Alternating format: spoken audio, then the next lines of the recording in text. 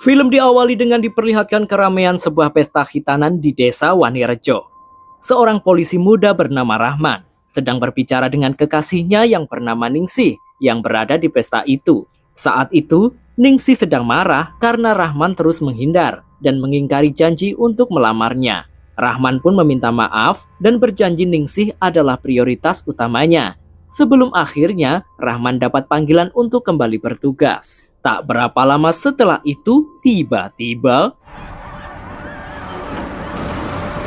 sebuah mobil menabrak masuk ke tengah pesta dengan kecepatan tinggi, menabrak apapun yang ada di depannya, termasuk tumpukan salon, sehingga menimbulkan kekacauan. Warga yang marah, termasuk kepala desa, mendekati, memaki-maki, serta menyeret pengemudi mobil itu keluar. Mereka semua mengira pengemudi itu mabuk atau overdosis. Namun, pria itu mendadak bangkit dengan gerakan tidak wajar. Sendinya berbunyi kretek-kretek.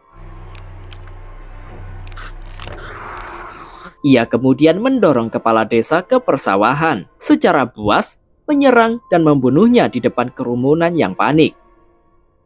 5 jam sebelumnya, di sebuah pabrik jamu yang bernama Wani Waras, seorang staf bernama Jaka sedang menyiapkan sampel jamu. Satu sampel untuk bos Wani Waras yang bernama Sadimin di Wanirejo dan satu lagi untuk Ibu Grace di Jakarta. Sementara itu, sebuah keluarga dari Jakarta, Rudi bersama istrinya yang bernama Kenes dan putra mereka Raihan sedang dalam perjalanan mobil menuju Wanirejo. Hubungan Rudi dan Kenes terlihat sangat tegang. Rudi mengingatkan Kenes untuk bersikap baik pada Karina, di mana Karina adalah istri baru ayah Kenes, karena mereka membutuhkan tanda tangan sang ayah untuk penjualan perusahaan yang akan dilaksanakan akhir pekan itu. Kenes yang jelas-jelas membutuhkan uang dari penjualan itu untuk memulai hidup baru setelah bercerai, menyetujuinya dengan terpaksa. Di rumah mewah Wanirejo, Sadimin, sang bos pabrik Wani Waras sekaligus ayahnya Kenes, menerima dan meminum sampel jamu itu.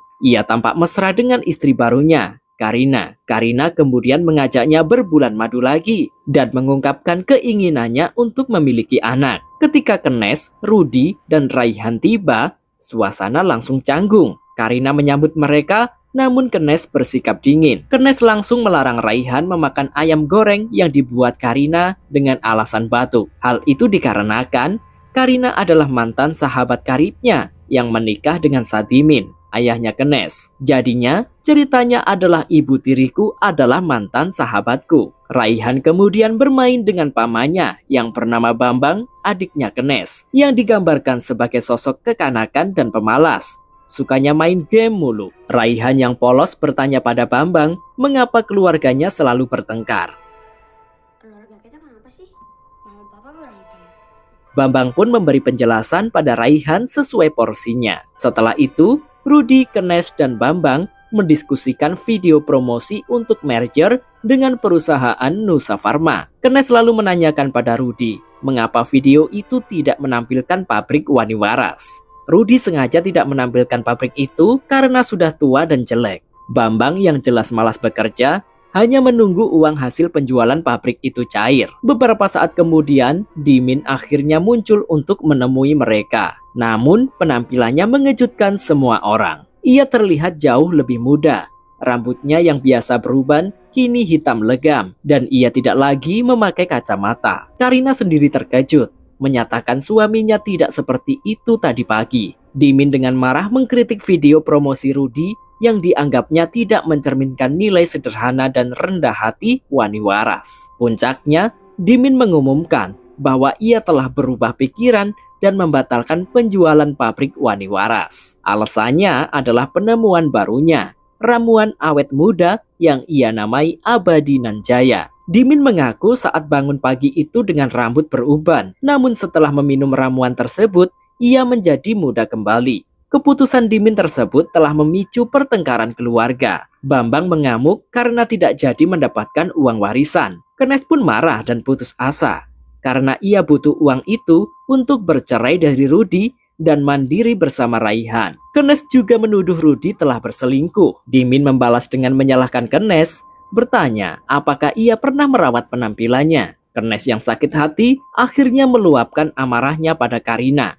Ia menuduh Karina, sahabat masa kecilnya, telah merebut ayahnya dan mengungkit trauma saat ia memergoki mereka sedang enak-enak. Di tengah amarahnya, tubuh Dimin mulai bereaksi hebat. Ia kejang, pembuluh darahnya menonjol, dan ia muntah hebat yang kemudian langsung tak sadarkan diri. Dalam hitungan detik, ia terbangun dengan sosok yang lain, berubah menjadi makhluk mengerikan. Dimin langsung menyerang Parji, salah satu asisten rumah tangganya, dan membunuhnya secara mengerikan. Setelah itu Dimin menyerang Aris, yang juga salah satu staf rumah tangganya yang lain, namun berhasil diselamatkan oleh Bambang. Alhasil, Bambang menjadi sasaran bapaknya sendiri. Karena terdesak, akhirnya Bambang terpaksa membunuh bapaknya dengan senapan yang ia bawa. Kematian Dimin membuat semua orang menjadi syok. Setelah itu, Rudi menyuruh Aris untuk memanggil polisi. Di saat keluarga masih syok, mayat Pardi tiba-tiba bangkit dan berubah menjadi monster yang sama.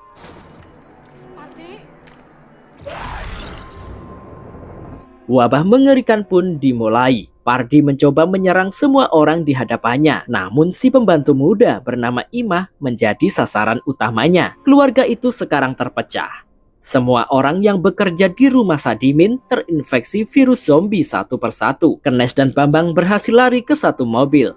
Sementara Rudi, Karina, Raihan, dan seorang pengasuh senior bernama Mbok Sum kabur ke mobil yang lain. Di saat itu, Bambang dan Kenes kembali masuk ke rumah mencari mereka. Namun di sana yang ia dapati adalah Imah yang sudah terinfeksi. Mereka kemudian berlari keluar, menyelamatkan diri dengan mobilnya. Sedangkan Aris yang diminta Rudi memanggil polisi, rupanya juga terinfeksi setelah terkena muntahan darah dari Sadimin. Sehingga di perjalanan ia berubah dan tak bisa mengontrol mobilnya, menabrak kerumunan orang yang berpesta di hajatan seperti di awal film. Di dalam pelarian, mobil Rudi diserang oleh Parti. Mereka hampir lolos dalam persembunyian, namun tiba-tiba ponsel Rudi pakai berdering segala. Dan serangan dari Pardi pun tak terelakkan. Rudi dan Karina berhasil melawan Pardi setelah berjuang bersama-sama. Tak lama setelah itu hujan turun. Anehnya, Pardi yang masih hidup terlihat lebih tenang dan menikmati siraman air hujan. Kenes lalu menghubungi Rudi, dan Mbok Sum menyarankan mereka bertemu di rumah Pak Lurah saja. Namun sayangnya, setelah sampai di rumah Pak Lurah, mereka melihat pemandangan mengerikan. Lokasi hitanan yang tadinya meriah dengan musik dangdutan, kini berubah menjadi ladang pembantaian. Aris yang telah berubah terlihat sedang menikmati daging segar di atas panggung. Ketika mereka akan masuk ke rumah, Mbok Sum disergap oleh Aris. Mbok Sum akhirnya tewas terbunuh saat mencoba melindungi mereka. Rudi, Karina, dan Raihan kini terjebak. Kenes dan Bambang yang akan menyusul melihat pembantaian di halaman rumah itu. Bambang nekat menyalakan klakson sehingga membuat para zombie itu mengejarnya. Bambang dan Kenes pun kembali melarikan diri. Setelah dirasa aman, Rudi, Karina, dan Raihan berusaha keluar dari rumah Pak Lurah saat melihat mobil Dimin ada di halaman. Namun sayangnya, Mbok Sum yang bangkit dengan wujud zombie muncul, sehingga mereka berlari dan masuk ke sebuah rumah sederhana milik Ningsih. Rudi yang belum sempat masuk mendadak diserang oleh Mbok Sum. Akan tetapi, rupanya Rudi berhasil membunuh wanita itu. Sementara itu, Kenes dan Bambang yang dalam perjalanan tiba-tiba mengalami kecelakaan. Mobilnya terguling ke persawahan setelah gagal menghindari sebuah truk. Sopir truk yang merasa bertanggung jawab mencoba memberi pertolongan. Namun, para manusia yang telah terinfeksi menggeruduk semua orang yang ada di atas truknya, termasuk si sopir itu sendiri. Meski berhasil membunuh Mbok Sum, ternyata Rudi terkena gigitan dan terinfeksi. Ia tahu akan berubah seperti yang lain, sehingga dengan sadar diri, ia meminta anaknya untuk tidak mendekatinya. Tiba-tiba beberapa detik kemudian, Rudi telah berubah. Ia hendak menyerang Karina dan Raihan. Beruntung mereka berhasil menyelamatkan diri, dan tubuh Rudi menancap di pompa air. Sedangkan Bambang dan Kenes menemukan kantor polisi Wanirejo. Mereka menerobos masuk dan bertemu dengan Rahman. Mereka berusaha menjelaskan situasinya, namun para mayat hidup sudah mengepung kantor itu. Sementara itu, Ningsih yang masuk ke rumahnya dikagetkan dengan keberadaan Karina dan Raihan. Dia mengira mereka berdua juga sudah terinfeksi seperti yang lain. Para petugas polisi mencoba melawan para zombie dengan gas air mata, namun sama sekali tidak berpengaruh. Tembakan pun dilepaskan, namun para petugas kewalahan dan dibantai yang membuat komandan polisi tergigit. Ia masuk ke kantor dengan terluka parah sambil memberitahu Rahman agar para zombie itu jangan sampai ikutan masuk. Rahman yang tidak mengerti apa-apa mencoba memberi pertolongan pada komandannya yang sudah tewas. Beberapa detik kemudian, sang komandan bangkit lagi dan hampir menyerang mereka.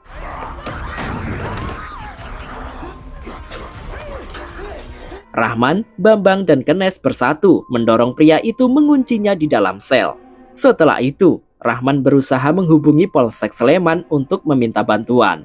Sambil menunggu, Kenes mendapat telepon dari Karina. Ia mendapat dua kabar, Raihan aman bersama Karina dan Ningsih, namun Rudi telah berubah menjadi monster seperti Dimin. Para pasukan manusia Zomja alias zombie Jawa telah mengepung dan berusaha menerobos masuk ke kantor polisi. Sehingga Rahman, Kenes, dan Bambang sekuat tenaga membarikade pintu kantor itu. Namun harapan mereka pupus ketika radio komunikasi berbunyi. Tim penyelamat dari Sleman melaporkan bahwa mereka juga disergap. Terdengar suara tembakan, jeritan, dan geraman, lalu radio mati. Mereka kini benar-benar terisolasi dan berlindung di balkon kantor. Kenes kembali menghubungi Karina menanyakan kabar anaknya. Mereka juga mengenang masa-masa persahabatannya dulu di saat terisolasi di sekolah semalaman. Karina dan Kenes akhirnya pun saling memaafkan dan menerima takdir. Kenes berpesan pada Karina, apapun yang terjadi nanti, dia harus melindungi Raihan.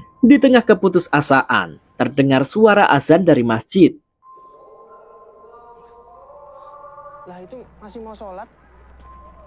Anehnya, para mayat hidup di luar berhenti menyerang dan bergerak serempak menuju sumber suara. Bambang menyadari kelemahan mereka adalah tertarik pada suara keras. Ia lalu mengujinya dengan melempar kembang api sitaan yang sukses mengalihkan perhatian gerombolan itu. Mereka menyusun rencana, menggunakan sisa kembang api untuk distraksi, kemudian lari ke motor Rahman dan menyelamatkan Raihan. Rahman yang tahu ajalnya sudah dekat menelepon Ningsih untuk terakhir kalinya. Ia berbohong bahwa ia akan menjemputnya. Mereka melempar kembang api dan berlari keluar menggunakan perisai polisi. Sayangnya mereka bertiga kemudian terkepung.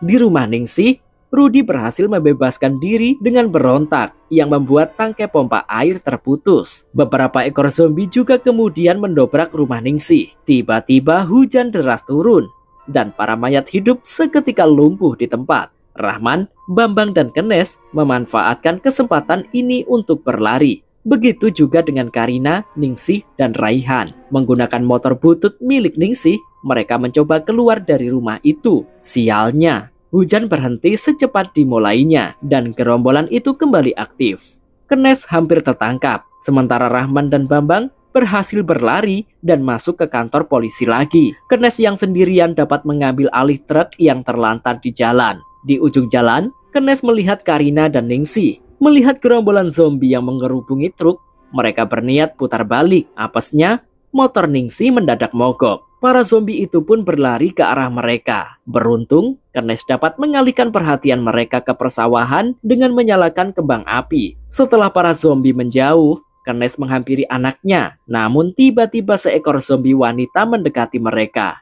Beruntung Karina berhasil membunuhnya. Mereka semua lalu masuk ke dalam kabin truk untuk berlindung. Karena tak bisa menyetir, Karina terpaksa mengemudikan truk itu sebisanya dan menerabas para zombie yang menghalangi jalan. Sialnya lagi, truk itu mengalami remblong sehingga Karina membanting setir sampai menerobos kantor polisi.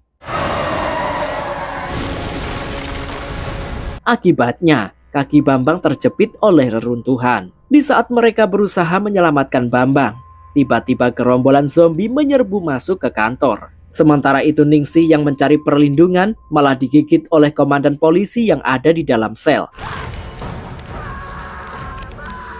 Rahman terpaksa menembak komandan itu demi menyelamatkan kekasihnya. Sayangnya mereka harus rela kehilangan nyawa setelah zombie yang semakin banyak menyerang.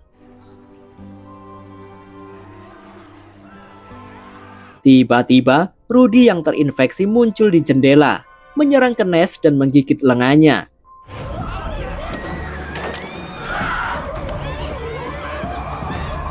Melihat Raihan dalam bahaya, Bambang berteriak pada Karina untuk menembak Rudy. Setelah ia ragu sejenak, akhirnya Karina menembak Rudy hingga tewas.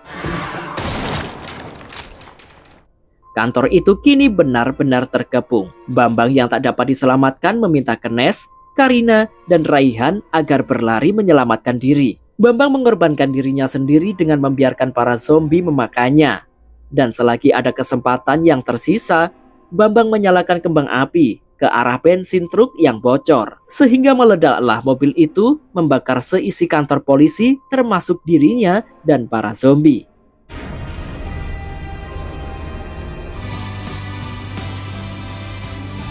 Kenes, Karina, dan Raihan melarikan diri lewat pintu samping. Ketiganya berlari ke arah motor Ningsih. Di sanalah Kenes kemudian menunjukkan bekas gigitan Rudy di lengannya pada Karina. Ia tahu waktunya hampir habis. Kenes menangis memeluk Raihan, berkata bahwa ia tidak bisa ikut. Ia memaksa Karina berjanji untuk membawa Raihan pergi dan merawatnya. Lu udah janji sama gue, lo akan jagain dia. Lu udah janji kan? Kenes kemudian mengambil kembang api terakhir, menyalakannya, dan berlari ke arah perlawanan, menarik perhatian sisa mayat hidup. Ia mengorbankan dirinya agar putranya bisa selamat. Karina dengan Raihan yang menangis, mengendarai motor menjauh dari kantor polisi Wanirejo yang terbakar. Namun rupanya, banyak para zombie yang selamat, berlarian dari kobaran api meskipun tubuh mereka sudah hangus. Sementara itu, Kenes duduk di tengah sawah dan nekat menembak kepalanya sendiri. Di penghujung cerita, di Jakarta, Ibu Grace yang menerima sampel di awal film sedang bersiap-siap dengan suaminya. Ia mengeluh Dimin tidak bisa dihubungi. Ia lalu bercermin dan terkejut melihat penampilannya. Rambutnya tidak lagi beruban dan kerutannya hilang. Ia telah meminum Abadi Nanjaya. Wabah baru saja dimulai di ibu kota. Dan film Abadi Nanjaya ini pun berakhir. Terima kasih sudah menonton video ini. Jika suka dengan channel ini silahkan subrek aja. Sampai ketemu di video selanjutnya.